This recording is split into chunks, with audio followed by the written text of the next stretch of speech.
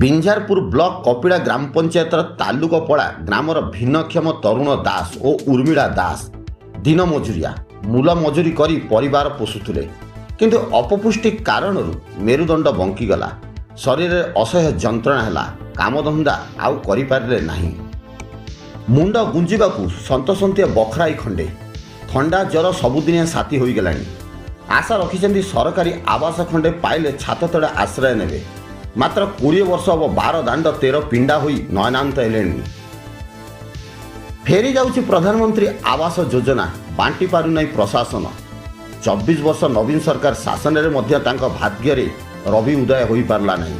ଫଳରେ ସରକାରୀ ସାହାଯ୍ୟ ପାଇବାରୁ ସେ ବଞ୍ଚିତ ହୋଇଛନ୍ତି। ବିଞ୍ଝାରପୁର ବ୍ଲକ କପିଳା ଗ୍ରାମ ପଞ୍ଚାୟତ ତାଲୁକପଡ଼ା ଗ୍ରାମର ତରୁଣ ଦାସ ଓ ଉର୍ମିଳା ଦାସଙ୍କ ପରି ଯୋଗ୍ୟ ହିତାଧିକାରୀମାନେ ଆଜି ହତାଶ। ବିଜୁ ପକ୍କାଘର ଓ ମୁଁ କୁଡ଼ିଆ ମଧ୍ୟ ତରୁଣଙ୍କ ଭାଗ୍ୟରେ ଜୁଟିଲା ନାହିଁ। ଫଳରେ ଥିଲାବାଲା ମାରିନେଲେ ସୁଯୋଗ। ଏହି ତରୁଣଙ୍କ ପରି ଅନେକ ହିତାଧିକାରୀ ଅଛନ୍ତି ପ୍ରତ୍ୟେକ ପଞ୍ଚାୟତରେ, ଯିଏକି ଗରିବର ତାଡ଼ନାରେ ସଢ଼ୁଛନ୍ତି, କିନ୍ତୁ ହାତ ଗୁଞ୍ଜା ଦେଇପାରୁନାହାନ୍ତି କି ମୁଣ୍ଡ ଗୁଞ୍ଜିବାକୁ ଛାତଟିଏ ପାଇପାରୁନାହାନ୍ତି।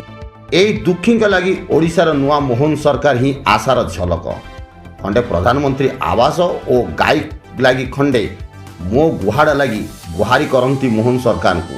ଭିନ୍ନକ୍ଷମ ତରୁଣ ଦାସ କୌଣସି ମୂଲ ମଜୁରୀ କରିପାରୁନାହାନ୍ତି। ସ୍ତ୍ରୀ ଉର୍ମିଳା ମୁଢ଼ି ଭାଜି ସ୍କୁଲରେ କାମ କରି 4 ପେଟକୁ ଦାନା ଯୋଗାଇ ଚାଲିଛନ୍ତି। ଅର୍ଥ ଅଭାବରୁ ପୁଅ ଝିଅଙ୍କ ପାଠପଢ଼ାରେ ଡୋରି ବନ୍ଧାଗଲାଣି। ପୁଷ୍ଟି ଅଭାବରୁ ତରୁଣଙ୍କ ସ୍ୱାସ୍ଥ୍ୟ ଅଧିକରୁ ଅଧିକ ବିଗିଡ଼ିବାରେ ଲାଗିଲାଣି। ସନ୍ତସନ୍ତିଆ ଘରେ ସେ ନିଜ ଭାଗ୍ୟକୁ ଆଦରି ରହିଛନ୍ତି।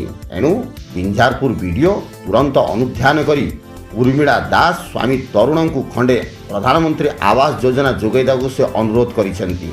ଯାଜପୁରରୁ शेख अमीन का रिपोर्ट, डीडी ओडिशा।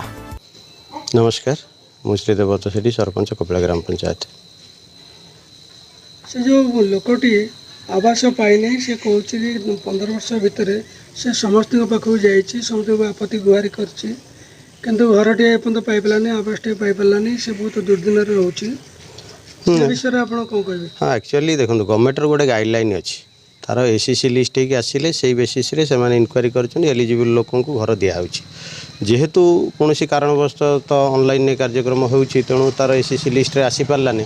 आम समस्त अनुभव करूँ, खाली सी नुहति बहुत एमती कि आम पंचायत बाकी पड़ जाए जो मैंने योग्य व्यक्ति से नूतन भाव सरकार तो घोषणा कर निकट में आवास प्रदान करा आम चेष्टा करूँ जो मैंने बाकी रही जाइए हिताधिकारी जो मैंने योग्य व्यक्ति आम भर सिलेक्शन कर गृह प्रदान कर चेष्टा गाई रखुचे गुहाल व्यवस्था हो पार कि गुहाल व्यवस्था आम बहुत चेष्टा करूँ। जेहेतु आम ब्लॉक रे कह कथा जे गुहाल ना परमिशन आम जाजपुर जिला, तो यहाँ गुहाल आ दिहूनी घर सेटा पुणी पर वीडियो कथा देते जे भविष्य में यदि हुए आसे से भाया परमिशन आसे आमको प्रदान करेंगे।